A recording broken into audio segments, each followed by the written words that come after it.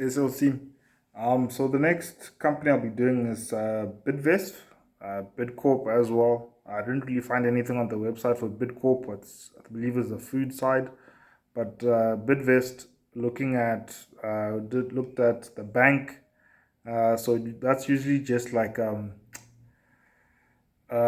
finance and insurance manager, anyone that does like loans and financing of cars and stuff like that. And I think that I'll skip over that because there's more than enough banks on the list, and that will come up again.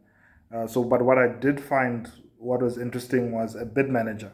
So, bid manager at the Bidvest facilities division would be the one doing uh, essentially tenders and contracts for facilities management for private and public sector, which which is hectic, you know. It's slightly different from what we've seen so far, but once again, you know, the qualification skills are simple.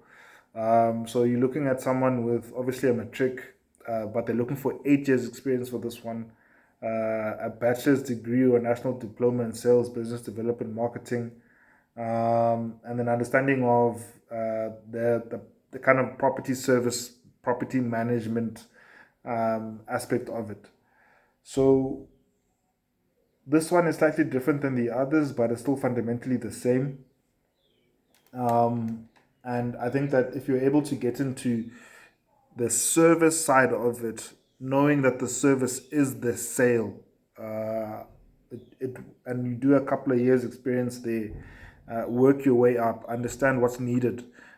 You know, I mean, if you work on a commercial property and you see the guys in uniform and they've got those industrial, commercial kind of cleaning equipment, to see them come in and out of that building every single day, make sure they're on time, that they do their part, that you manage them. You know, these are people that are not getting paid well, and anyone who's managed a large team of people working on minimum wage, it might seem simple, but it's not. You know, it's because you're dealing more of the human side of it.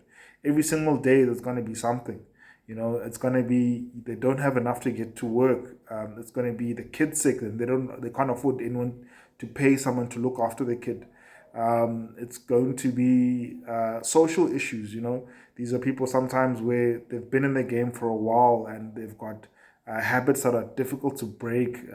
Some of them extremely negative, and but they're not highly skilled. So you don't want to fire them just because they've got a vice that they can't control. But it's, at the end of the day, it's your neck. But you're dealing with grown people and you have to manage that kind of stuff.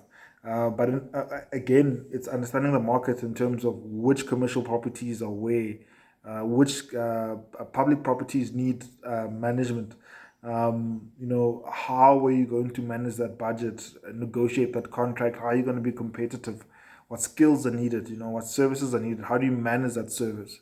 So I think that's it's extremely different, and I would love the opportunity to kind of speak to a bid manager specifically when it comes to managing commercial properties, how that goes about. You know, how do you source those type of leads, and how do you bid and how do you negotiate that contract? What's that rush of closing that contract?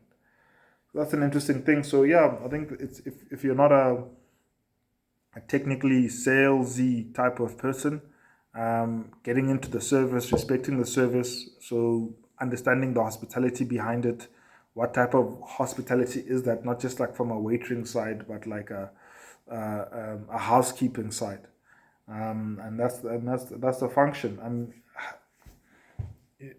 One of my earlier diplomas was a hospitality qualification, and when you look at the budget for housekeeping for most hotels, so it's a commercial property, you understand how much money there is in that system. um, so yeah, I think that's an amazing opportunity. So yeah, calling on bid managers, you know, people skilled in service and managing of people and sourcing the commercial equipment needed. Yeah, SA is full of opportunities, man. I love it. All right, thanks, eh. Cheers.